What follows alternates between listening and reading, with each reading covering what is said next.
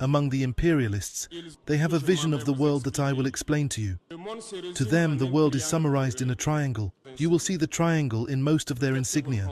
Perhaps you don't understand, but to them, the world is summarized in a triangle.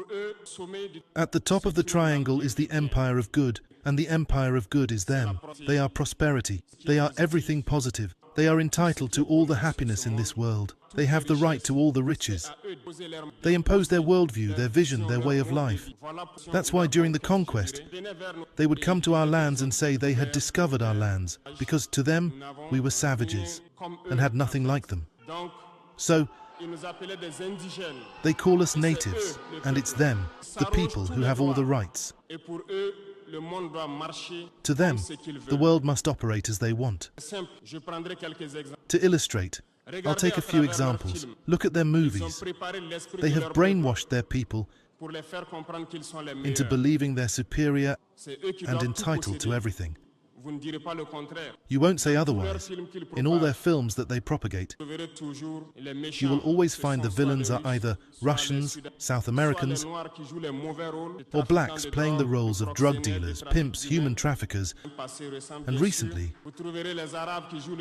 Arabs playing the roles of terrorists. This is how they perceive the world.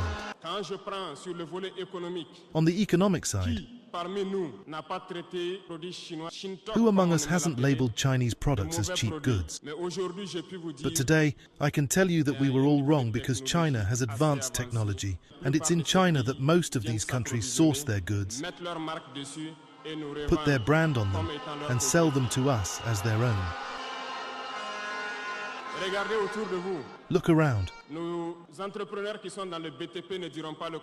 Entrepreneurs in construction won't deny that all their equipment today is Chinese. Those in transportation won't deny it either. They lied to us. We traveled the world in the past 20 months looking for companies and factories, and we realized everything leads back to China.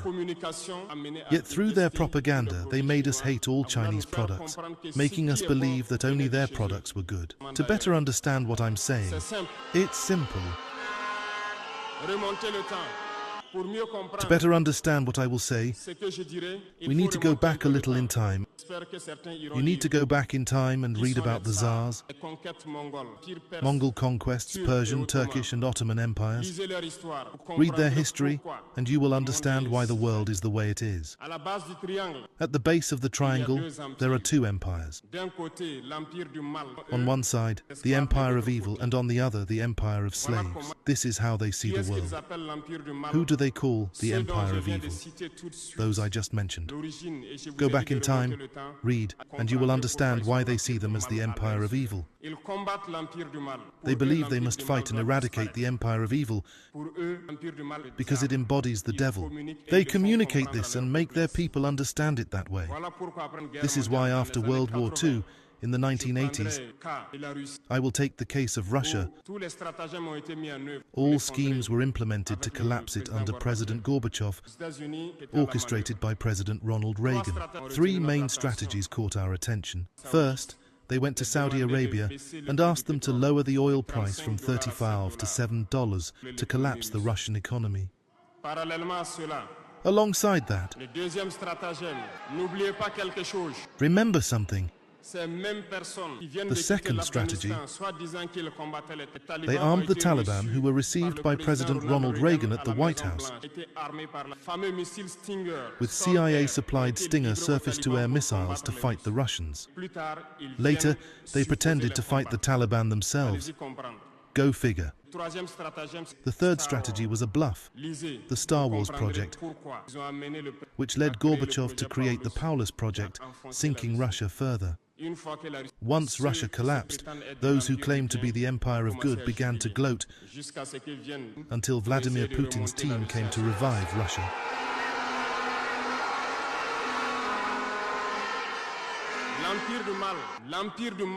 The empire of evil, according to them, has suffered greatly. Look at Iran today, facing all possible sanctions. Look at how they describe certain people. Through communication, they can manage to make you hate a people or love a people. They are very strong in communication and use all possible channels. Look at the wars that are raging. They create them for their own interest. Finally, according to them, the empire of slaves is Africa and some South American peoples. In their minds, as I mentioned earlier, Africa belongs to them. Our lands, our riches belong to them. And they can't conceive that Africans could emancipate, rise and challenge them. And for this reason, they believe Africans are easy to manipulate and driven by emotions. They will always find an African to fight against his brother. And it has always been like that.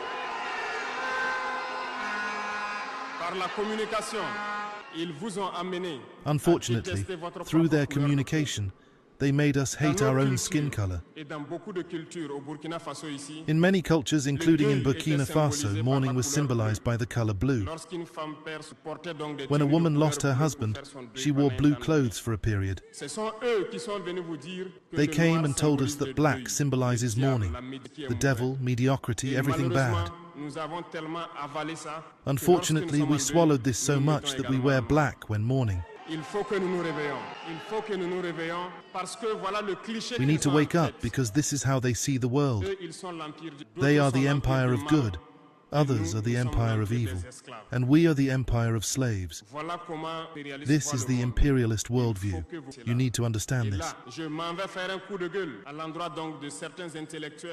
I want to make a point to some intellectuals who seem to want to preach for the imperialists. Do they ignore this part of history? I'm not making this up.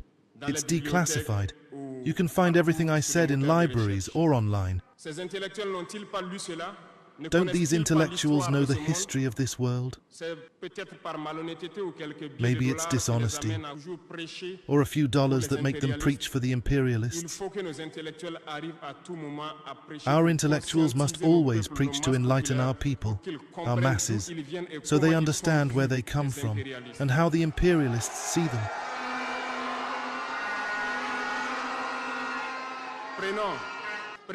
Let's take the example of some wars. You followed the Iraq War, a big lie about weapons of mass destruction. Some US senators did everything to get proof but couldn't. Remember, several people resigned from the CIA after this war. Evidence was fabricated with the help of Western secret services. We remember that Niger was accused at the time of selling uranium to Iraq.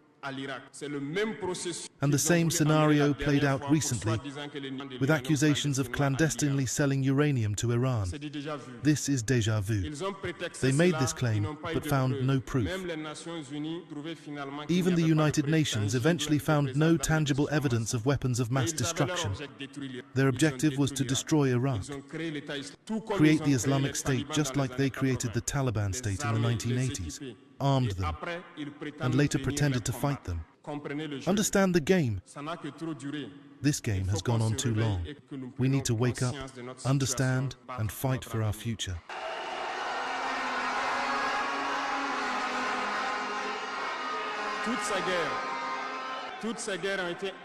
All these wars, Iraq, Syria, Libya, were fabricated to destabilize the world for their benefit, ensuring that no one could ever match them.